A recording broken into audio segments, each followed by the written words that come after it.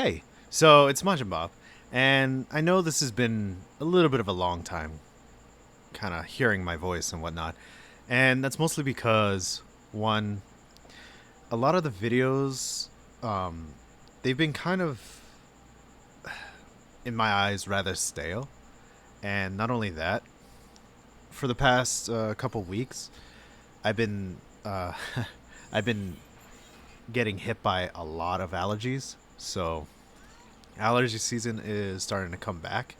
So it's going to be a little bit harder to not sniffle around as much. Now, what I really wanted to focus on was how to improve fighting games as a whole, as a genre, and not just fighting games like DNF Duel or maybe even other than maybe playing.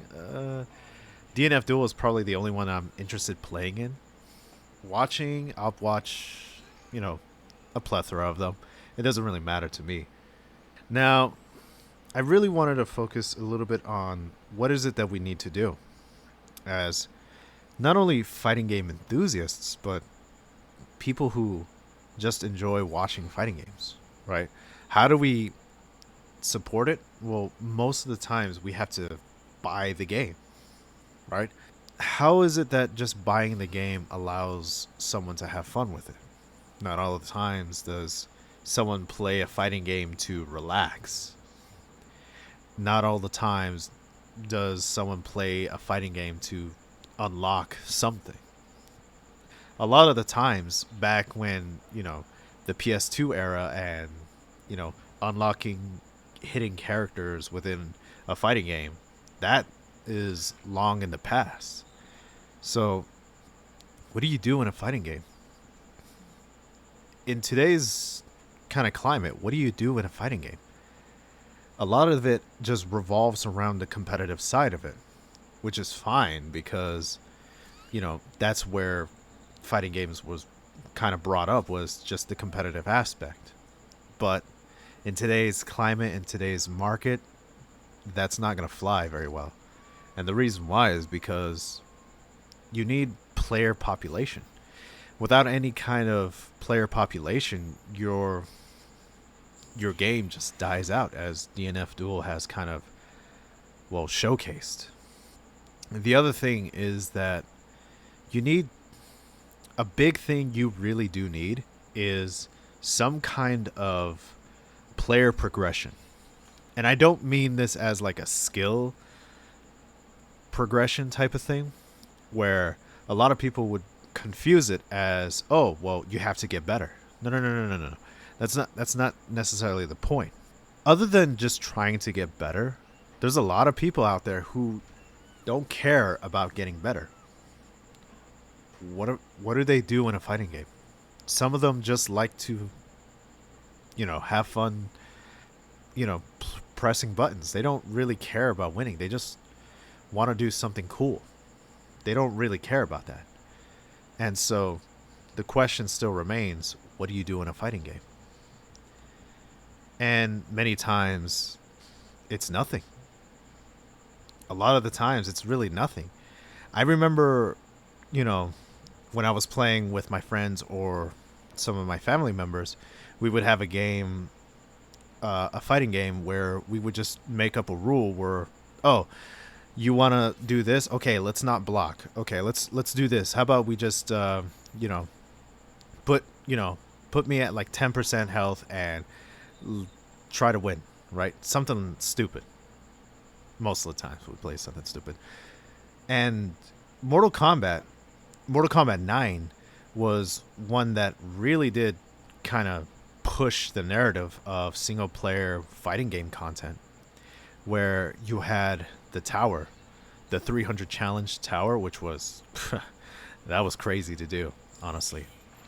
But I would play with my cousin and friends, and especially the I forget what it was, the combat, the frenzy combat or whatever it was, where there was a crazy number of buffs that would happen, or a crazy number of nerfs that would happen. The terrain would change, the screen would flip around, things like that. that made it fun. That made it enjoyable to play other than just having to be competitive. And Mortal Kombat 10 had a little bit of it, but sometimes it was a little too much. Mortal Kombat 11 kind of took that a little bit more towards the towers, and all you would do, especially when it came out first day, is all you would do is you would set it up so that the computer would just you would have to use a turbo button, and then you would set up the computer to just so that whatever it was, you would make them good enough so that they could win multiple games in a row. You would just have it on, and you use the turbo button until you lost the computer lost once, and then you would take the turbo off and blah blah blah blah, do it again. So it was not ideal as single player content. And while I did enjoy some of the events, which can kind of segue into the next event, there's not a lot of events that happen during a lot of these fighting games.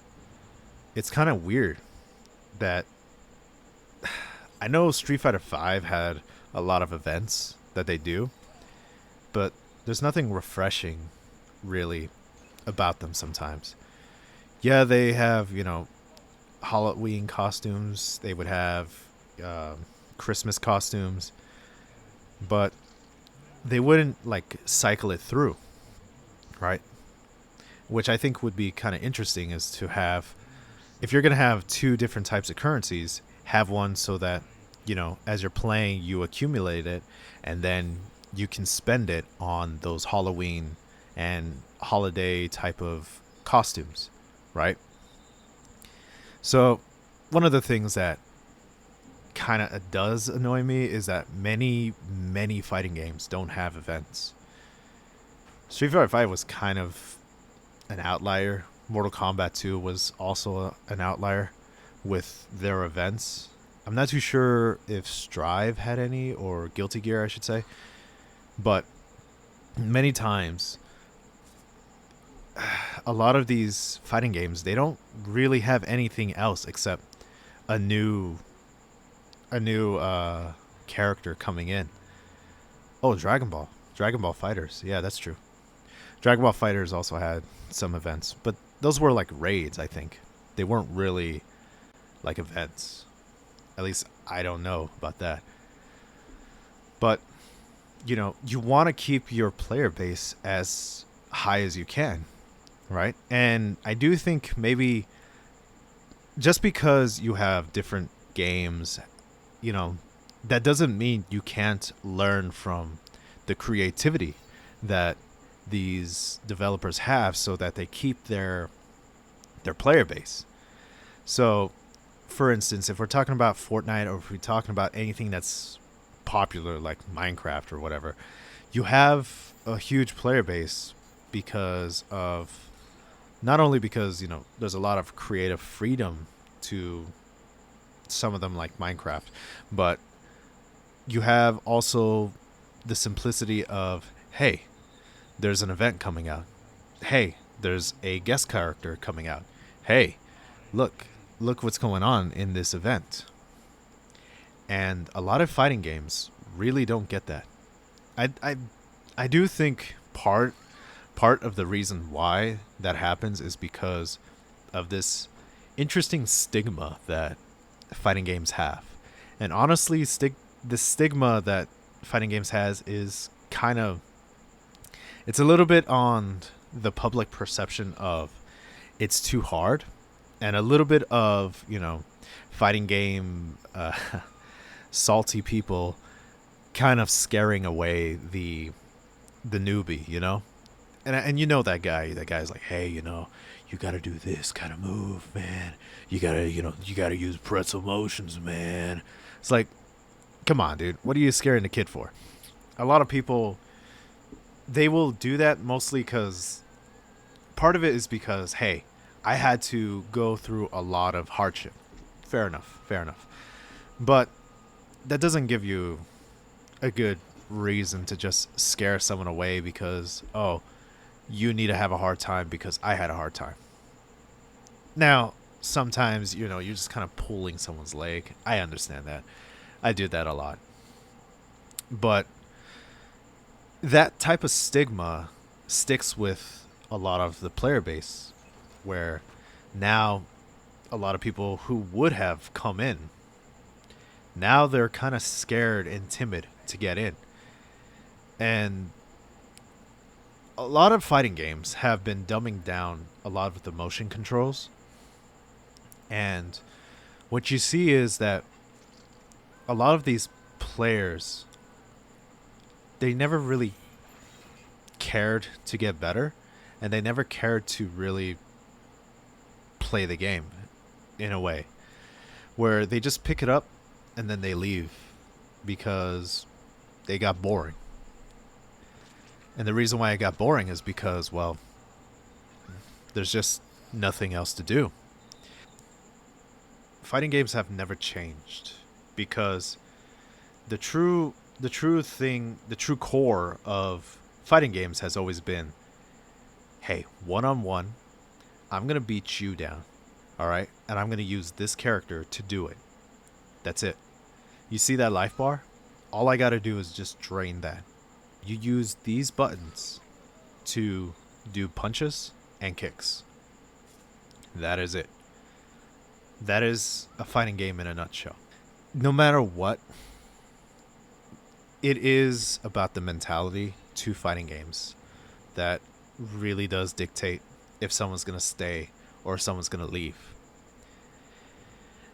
But the problem is that many fighting games, they don't have a hook. If we're being honest, there's no hooking for a lot of gamers, because again, the art style could, push people away. Oh, I don't like how this game looks. Oh, I don't know about this game. It looks kind of weird. Things like that, right? And I have been in that situation where I go, I don't know about this game. It looks kind of weird, right? Then maybe sometimes, oh, this game looks pretty good. I like it in motion. I like that. Then there's also the gameplay aspect. The gameplay aspect kind of sells or doesn't sell, really. And with fighting games, everything is about the gameplay. I mean, it's the one thing you have to play a lot. So that, in a nutshell, is hard to kind of grasp other players, right? But then, what is there left? What do you do? Oh, well, what about arcade mode? I mean, arcade mode is good if you're back in the 90s. You see, arcade mode doesn't really cut it anymore because a lot of players, while some of them might be satisfied, hey, yeah, I could just, pick up this character, go in, and then just have fun. La-di-da. A lot of players don't find that amusing. Playing against the computer is not exhilarating for someone like me. I need to play against another player. Otherwise, I am going to be a little stale, not only in terms of fighting skills, but how, other players play. It's not going to make anything good, is what I'm saying. So that is one problem with a lot of fighting games, is just slap arcade mode and you will be done with it.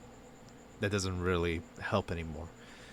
Having a story mode, while it could help, the story mode needs to be not only engaging, but also something that is worthwhile to play. You see, in Guilty Gear has a lot of, let's say, movies that come in the game. Story mode is literally nothing more than just a 4-hour, 5-hour, I don't remember how many, just movie where all the fighting, everything you see is just pre-animated, and nothing really engaging happens. It's just you watching the characters go through the story. There's no fights that you have to do. It's all just cinematic. So that could be interesting to some, but for a lot of fighting game players, if you just go to YouTube, I mean, you're set. There's no real reason to go into yeah, there's no real reason to go into that type of story mode. Then you have a dumpster fire of Street Fighter V story mode. That was not funny thing. I applauded Capcom for making the effort, but man, did that stink. Other type of story mode, of course, going for Street Fighter V was the imitation of Mortal Kombat. And Mortal Kombat's story mode has been very intricate. And honestly, funny enough, NetherRealm Studios, back when they were with Midway, they basically started this whole cinematic thing back with like Sub-Zero mythologies. Back then they were always trying to make Mortal Kombat a little bit more story driven rather than just arcade ladder type of thing. And if you look at it, yeah, you can tell either Mythologies or Mortal Kombat 4. But that was kind of like the transition period, so probably Mortal Kombat Mythologies. But you had a lot of things going on that just connect to each other, right? In Mortal Kombat story mode. And they also throw in... No, actually it started with like Deadly Alliance, Deception. Yeah, that's where it started. Although they started doing, story mode with like mythologies. So that's probably where it got it from. But yeah, I mean, NetherRealm Studio has been doing this for a long time, since essentially the 2000s. So the single player content for not only Mortal Kombat 9 but Mortal Kombat 10 were really fun because of the crypt. And the crypt was always fun to go through because of, scary stuff that would happen every now and then. And then just, having a whole bunch of different costumes that you could unlock. Guess what? By playing the game. So that to me, I think, is one of the reasons that we have to really adjust a couple things in fighting games nowadays. Is I think we do need to have... I think free to play is the future. Now, here's the thing. I'm very, very cautious about free to play because there have been times where I have been burned by free to play models. And trust me, you don't forget that. So it's really hard to look at, the current situation of fighting games and say, yeah, I mean, we still got to go through $60 worth of money to, to even invest in a fighting game and wish that, everything that we enjoy of a fighting game is in there. That just can't happen anymore. I do believe that every single fighting game that has to, I guess, if it's going to have a big release, like if it costs money, it needs to have a free demo. I do not understand why a lot of fighting games nowadays, they don't have demos. And they do need a free-to-play type of demo, because it's not enjoyable for a lot of other players, especially those that had faith and then they get into it. They think they're having fun, but then they drop off, and then they just don't enjoy it anymore because it just wasn't what they thought they were sold, right? So it's a very touchy subject. It's not easy to just say that everything should be, you know, as it is. Change is very hard to happen, and with this, I think it could happen with this. Now, how about currency? Well, I do think if it's going to run with a free to play model, or if it is going to cost a little bit of money, there should be another type of currency.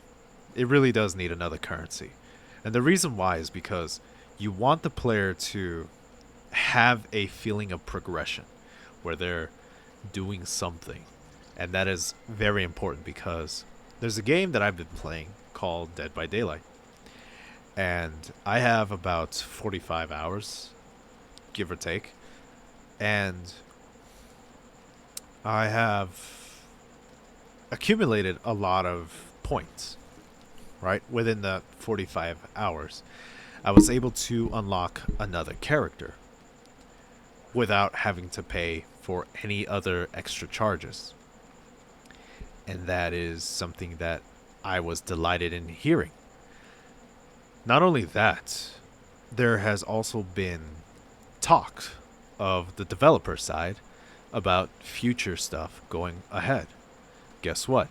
Also something that has been a little bit foreign to me for the past few years, especially because, well, fighting games, they don't really have a lot of support, and it kind of sucks when development just stops.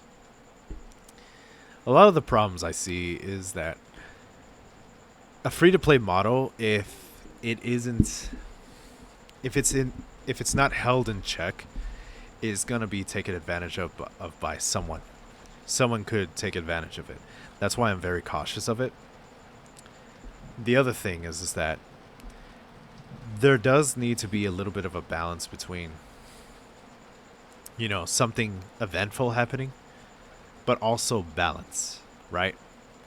I do think tweaking the game, fixing up hitboxes, adjusting, like maybe a bug here and there, that could, help out with a lot of people if you did that, bi-weekly or even maybe monthly, right?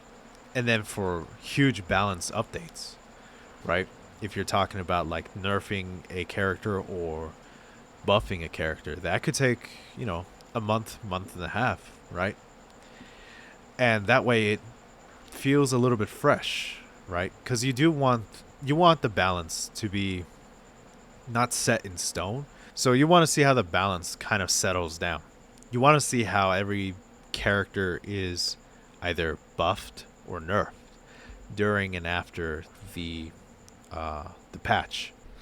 So that could actually help out with not only keeping things fresh with everyone l- feeling slightly different every single month, but also it could help out with um, not only just getting to your for lack of a better term, getting to your audience.